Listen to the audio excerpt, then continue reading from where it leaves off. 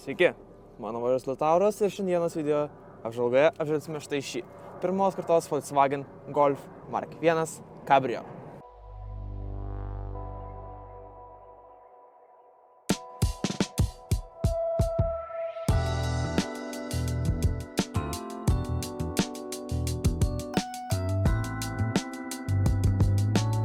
Taigi, kaip matėte, šalia savęs turime štai šį Volkswagen Golf Mark 1 iš Retronil kolekcijos. Jeigu norite daugiau sužinoti apie jo kolekciją, paspausite nuorodas apačioje, ten rasite į kanalą, į Instagramą ir tenais tikrai pamatysite daug daugiau įspūdingų automobilių iš jo kolekcijos. O štai čia turime, kaip ir minėjau, jau Golf Mark 1 Cabrio. Kuo jisai ypatingas, tai yra labai ilgai kaip Golfui gamintas modelis. Nuo pat 1979 metų iki pat 1993 gamintas štai šis modelis.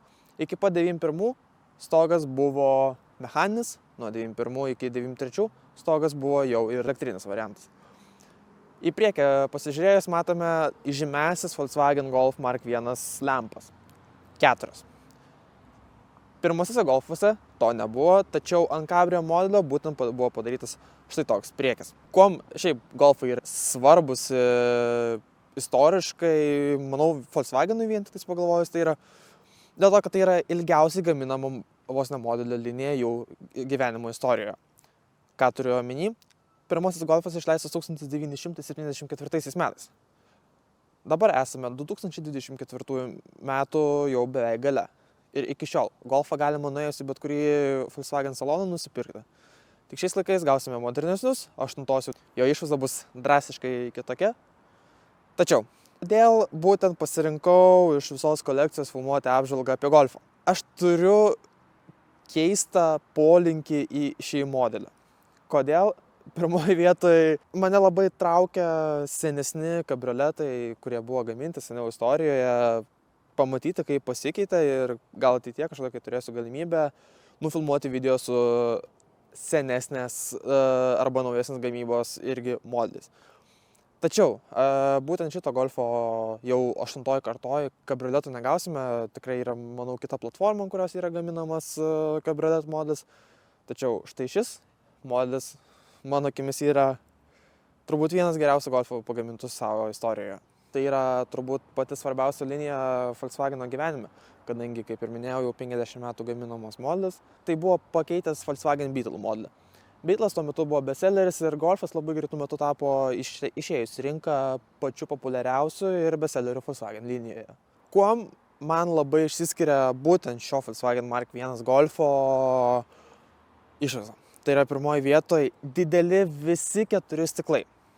Iš tikrųjų, matomumas yra tobulas, nesvarbu, tu esi mažas ir tu esi aukštas, tu tikrai matysi iš šio modelio, nebus, kad tu sėdėsi prie vairo ir tau reikės dar pasistiepti, kad pamatyti. Iš tikrųjų, ne. Tai viena iš tų mašinų, kur puikiai matosi viskas, 360, aišku, gal galas pats ne taip gerai matosi, kadangi čia yra Cabrio modelis, tai ir tas stiklas yra jau kabrioletui pagamintas, tačiau apskritai šnekant, tai yra labai gero matomumo automobilis. Jeigu pažvelgsime į šoną, mes iš tikrųjų pamatysime dar tas senasis kvadratinės automobilių linijos, kurios buvo labai tendencingos jiems laikams. Kas keisčiausia iš tikrųjų, kad štai būtent pirmos kartos Golf Cabrio modelis jisai gamintas labai ilgai, netgi 1993 metų. Paskutiniai modeliai nuo linijos nuriedėjo jau, kai išėjo Mark II Cabrio.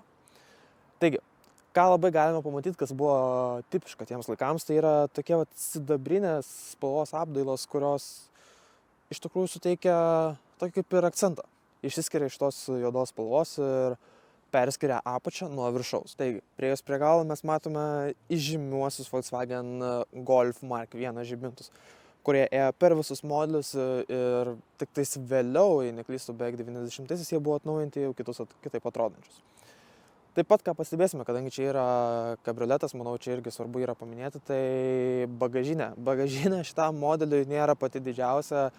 Ten, kaip aš pasakysiu, vos telpa lagaminas, bet šis modelis nebuvo perkamas tam, kad vežiotumės lagaminus ir panašiai. Šis modelis buvo perkamas tam, kad tu galėtum pasimėgauti vasarą gražiu oru ir tu neišleistum didelių pinigų. Kaip jau ką tik ir minėjau, bagažinė iš tikrųjų jinai nėra didelė po šį modelį. Nes jeigu mes ją atidarysime, prašau, čia yra jūsų bagažinė. Taip gal lagaminas iš tikrųjų ir telpa, kaip aš pasakiau, kad gali ir netilpti, bet realiai vienas lagaminas tilptų, antras jau sudėtingai. Tačiau aš nemanau, kad mes turim šnekėti apie bagažinę šitame modelį. Mes šiame modelį turime šnekėti apie taip, kaip jisai važiuoja. O jis iš tikrųjų, galiu pasakyti, važiuoja labai smagiai. Nors ir išvaizda jo yra labai gera, galbūt vienintelis ir minusas, kurį paminėsiu, tai yra ties vairavimo įspūdžių, tai yra tai, kad vairas iš tikrųjų yra ne su vairo stiprintuvu, o jis yra pilnai mechaninis, tai važiuojant taip yra lengviau pasukti, bet pavyzdžiui, iš vietos pajudant, tai vairas jau yra toks lengvas džimas, kas nesportuoja. Taigi, kas dar įdomus, kad pats stogas užsidaro irgi rankiniu būdu, kaip matote, priėjome ir dar kartą sugrįžom iš ten, kur pradėjome vos ne video. Tai yra stogas, manau, čia labai svarbu būtų parodyti, tai šis stogas yra mechaninis, kaip ir minėjau, ir stogas užsidaro iš esmės atpalaiduojant du nuspaustukus kiekvienoje pusėje ir tada jau rankiniu būdu verčiame stogą ir stogas užsidaro, tenais kabliuką užkabinam, kuriam priklauso, čia truputėlį atsisuko, pataisiau. Aišku, patogiau tos kabliukus visus yra kabinti būnant viduje, nes nereikia tiek jėgų. Šitoj pusė dar ir užrakinės mašinas. Nes, ko neturi šitą mašiną, tai yra centrinio. Taigi, atidarome duris. Ir, prašau, viskas. Užrakiname, mašina užrakinta, galime savo ramiai keliauti, kur mes norime. Taigi, prisijungiame iš salono ir kaip matote, salonas yra labai paprastas. Salone mes turime skydelį, ant kurio yra greitis, rida ir nuvažiuotas atstumas. Turim mažą laikrodį, lemputės, kurios indikuoja dėl tepalo, ilgųjų šviesų, akumuliatoriaus ir posūkių. Tačiau, kas įdomiausia, čia posūkių lemputė yra integruota viena abiejoms pusėms, tai reiškia, smirksės jinai tik tais viena. Taip pat turime ir aušinimo skysčio temperatūros apsukas kuro lygį.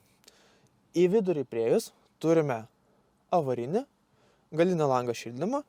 Iš kitos pusės vairo turime įspėjimą dėl rankinio, trumpasis arba dieninės, tas vadinamas gabaritinės šviesas, jų reguliavimo aukščio. 3 pedalus, nes čia turim, būtent šis modelis, kurį mes turime šiandieną, yra su 1,6 litro, 53 kW varikliu ir kartu turime 4 bėgių mechaninę dėžę.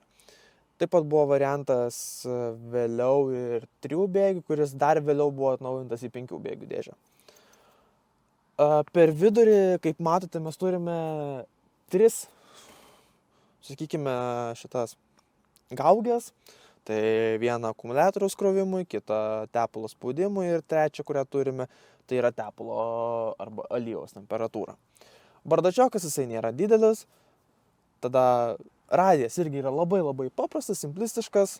Per vidurį turime tą vadimą smokers packet ir langai atsidaro rankiniu režimu. Taigi, klausite, kaip atsidaro pas šį automobilį stogas. Stogo atidarymo procedūra yra labai paprasta. Iš abiejų pusių yra tokie gaidukai, juos nuspraudžiam ir patraukiame į apačią. Atpalaidavus, atsipalaiduoja stogas ir realiai truputėlį pareguliavus galime traukti ir versti jį atgal. Tačiau mūsų kabrioletas, jis nėra padarytas dar pilnai kabrioletu. Ir kodėlgi klausite, tai kad užsifiksuotų stogas, mums reikia jį nuspausti ir abiejose pusėse užsifiksuoja tokie nuspaustukai, kurie yra naudojami stogo uždarimui. Taigi, bičiuliai, ši apžvalga yra baigta. Mes susitiksime jau kitame video. Nepamirškite like, share and subscribe. Ir iki kitų kartų. Netas bėgis. Ai, be to, žinot ką, man šita mašina labai patinka.